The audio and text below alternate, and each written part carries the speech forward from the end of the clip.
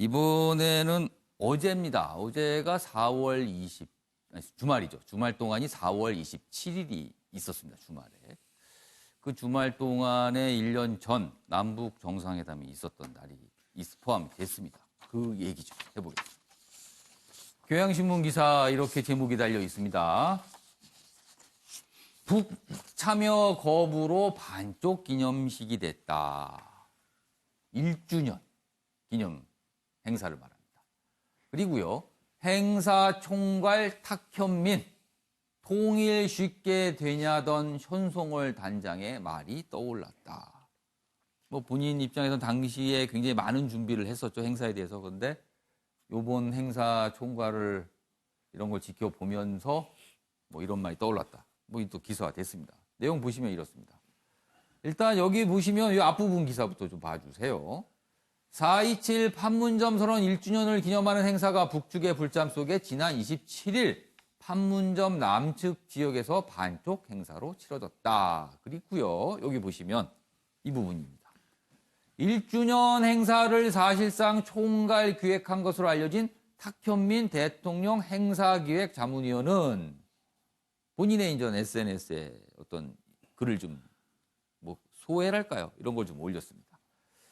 그럼 통일이 그렇게 쉽게 될 거라 생각했단 말입니까? 지난 판문점 회담 때 힘들다고 한숨 쉬던 제게 현송월 단장이 해주었던 말이 준비하는 내내 생각이 났다. 이렇게 뭐 본인의 소회를 좀 밝혔습니다. 이와 관련된 기사가 하나 더 있습니다. 보시죠. 자, 어제 이 행사에 문재인 대통령이 영상 메시지를 보냈는데요. 그 내용입니다. 문 대통령, 천천히 오는 분 기다려야. 뭐 회담 속도 조절, 뭐 이런 거를 뜻하는 걸까요? 이렇습니다. 판문점 선언 1주년 영상 메시지. 청와대, 김정은의 시간 주려는 뜻이다. 북한 기념식 불참 반쪽 행사로 진행이 됐다. 뭐 이런 얘기입니다.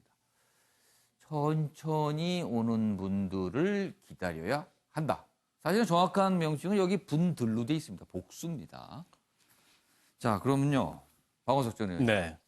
일단 반쪽 기념식으로 된 모습, 그리고 문재인 대통령이 천천히 오는 분 기다려야 한다.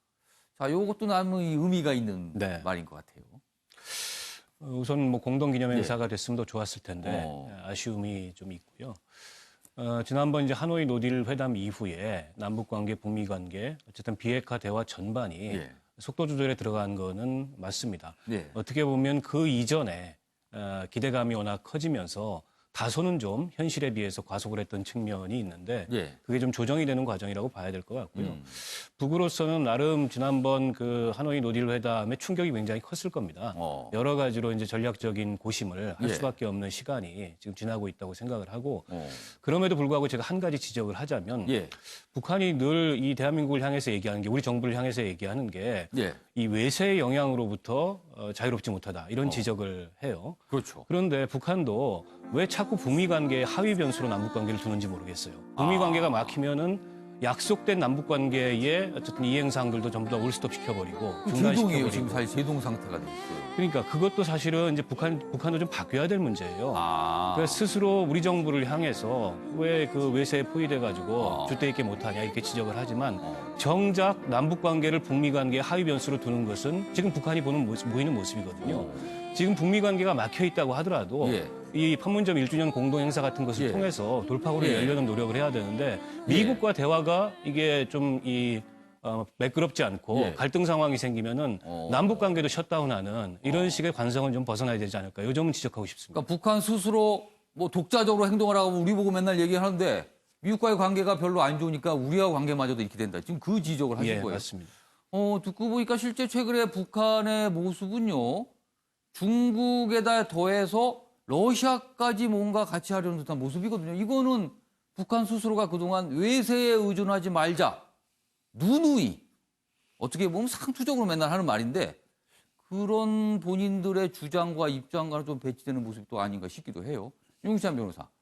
자, 이런 가운데 북한이 글쎄요. 뭐 어떻게 보면 저강도일 수도 있습니다만 남한에 대한 비판, 우리에 대한 비판을 조금 하고 있는데 주말 동안도 한미 훈련에 대해서 굉장히 또 비판을 내놨어요. 그렇다면 이거 어떻게 되는 겁니까? 앞으로 북한과 우리 관계는. 그러니까 본인들은 뭐 신형 전술 무기 또 시험도 하고 이렇게 하잖아요. 예.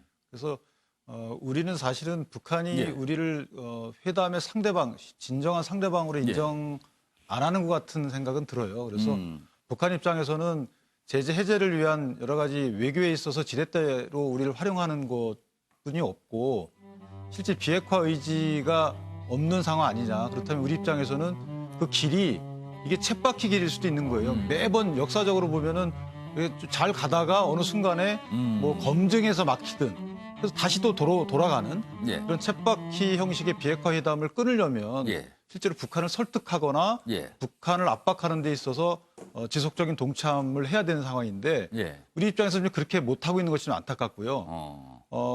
남북관계 개선이나 아니면 그 군사적 긴장화나 이런 부분은 사실은 한시적입니다. 예. 언제라도 되돌아갈 수 있어요. 비핵화 예. 없는 한.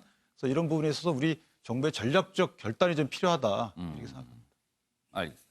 지금 말씀하시는 동안 잠시 첼로 연주하는 모습이 나왔거든요. 그 모습은요. 27일, 그러니까 판문점 1주년 행사 중에 한 가지 장면이었습니다. 저런 축하 행사 준비했었는데 북한 참여하지 않으면서 그냥 반쪽 행사로 끝나고 말았습니다.